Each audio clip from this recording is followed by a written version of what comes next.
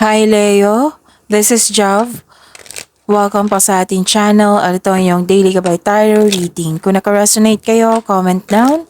Kung hindi kayo naka-resonate, ibigay niyo po sa iba kasi general reading po ito. This is for you, Leo.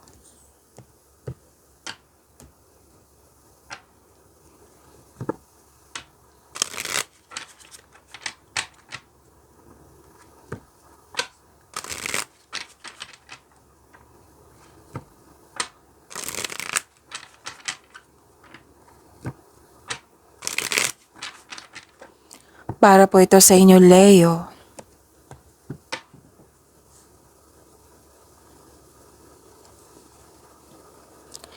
Maraming salamat po sa inyong patuloy na suporta at maraming salamat din po sa mga hindi nag-skip ng ads. Gamitin ang reading na ito bilang gabay lamang sa mga hindi pa nag-subscribe. Subscribe na po kayo at click bell notification para malaman nyo na may bago tayong video. Para sa mga gusto magpa-reading, comment po kayo ng personal reading. Again, comment kayo ng personal reading and check my reply sa comment section.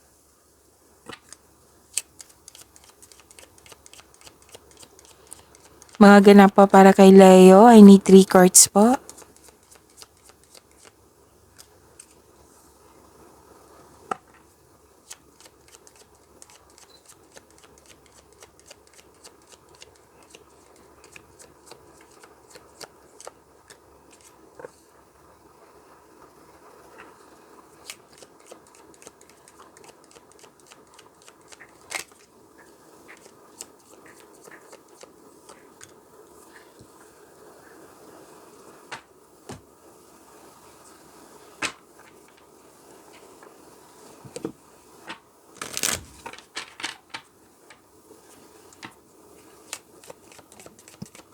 Spirits Guide, Angels, Archangels, Guardian Angels, message pa para kay Leo.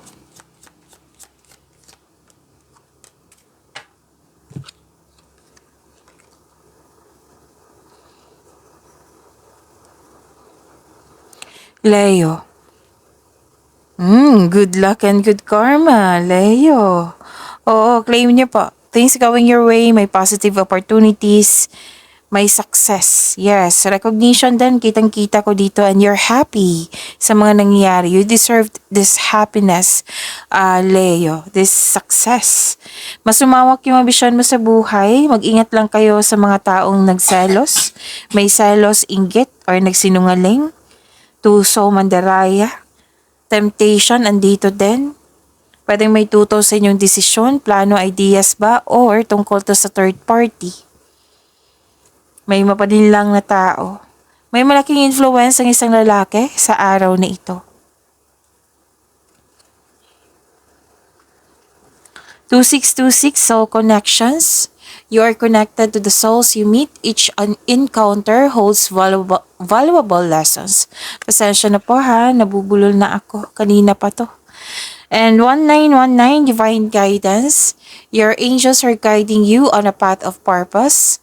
Listen closely to their whispers, for their divine guidance will light your way toward a future filled with clarity and purpose.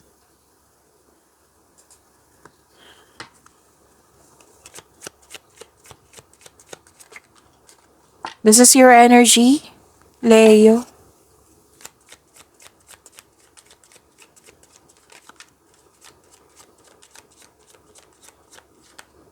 Kung may narinig kayo or may nakita kayong repeating message, meaning to say pinupush ng cards niyan. Like for example, nanonood kayo ngayon ng May 27 and May 28 na video reading nyo, Leo. Tapos may napansin kayo na repeating message. Yan po yung pinupush ng cards nyo na kailangan yung bigyan ng atensyon, solusyon, at aksyon kung maaari po. So ano yung energy ni Leo?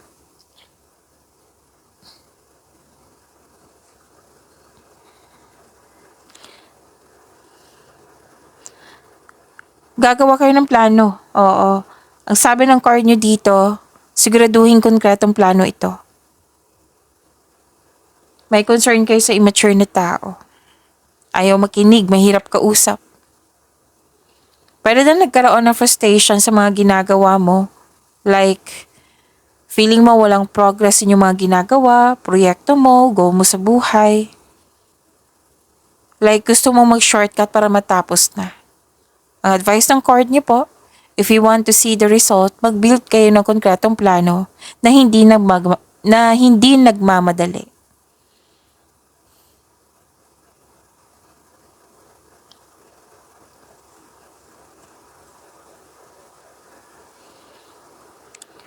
Nakita ko rin dito na from sadness or pain, pwedeng nangyari ito sa nakaraang araw, now nagkaroon ng recovery. You're healing yourself from a heartbreak. Nag-let go ka sa mga pain at masasakit na laala, kahit malungkot ka, you're not totally okay.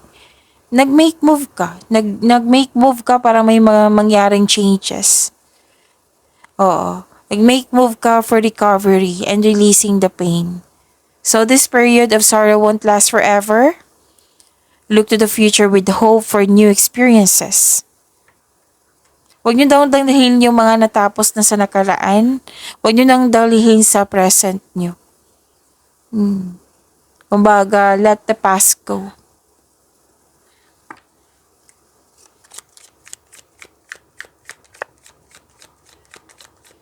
Career and money po ni Leo.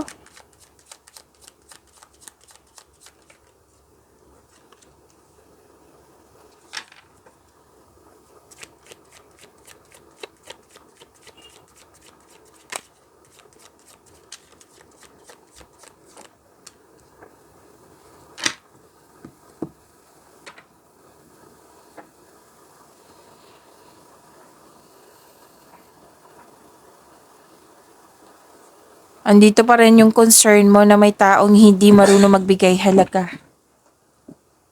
May selos, inggit. Yung sabi ko kanina sa inyo sa oracle cards nyo, mag-ingat kayo.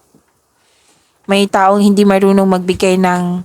What I meant is may taong hindi marunong mag-handle ng money, naging materialistic. Or yung taong hindi maasahan. So instead na magalit kayo sa kanya, magkaroon kayo ng conversation about sa expectation mo at maggawa kayo ng adjustment para magkasundo kayo. Nakikita ko dito na may nanghimasok sa inyong decision making. Ito yung sabi ko kanina dito sa oracle cards nyo na may taong tuto sa inyong desisyon. Nag-clarify po. And may celebration, may success po na nangyari. Pero parang may delayed celebration na magkaganap. Kasi you felt empty, ayaw mo sa pagbabago. Binupush talaga ng cards yun dito, Leo, na gawa kayo ng konkretong plano. This is different card but yung message is the same. So pay attention kayo sa paggawa ng plano. Sabi ng card dito, deserve mo itong success na ito. Message po sa career and money ni Leo. Partnership. Joining forces with business partners for win-win cooperation. Prioritize your connection. It might be tutulungan mo siya, magtutulungan kayo, or tutulungan ka ng taong ito. May makipag-teamwork sa'yo, may makipag-collab. Business partnership. So, improve your connection, improve your communication also.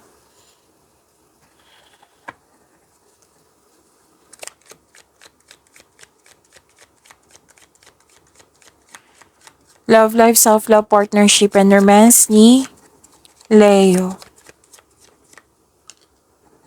Kung may narinig kayong ingay, may nagko-color dito, bata. May kasama kong bata nag-color sa kanyang coloring page.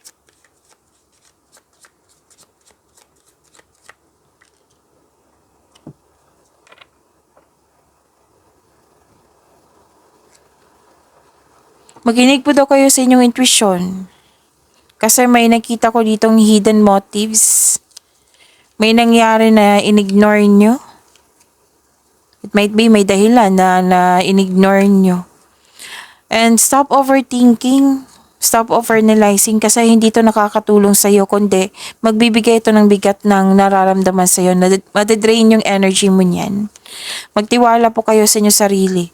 Whether single ka man, may relasyon sa buhay mag-asawa. So, magtiwala sa inyo sarili.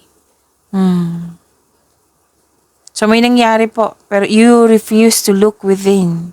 Kaya makinig kayo sa inyong intuition kasi tinatap kayo na inyong intuition.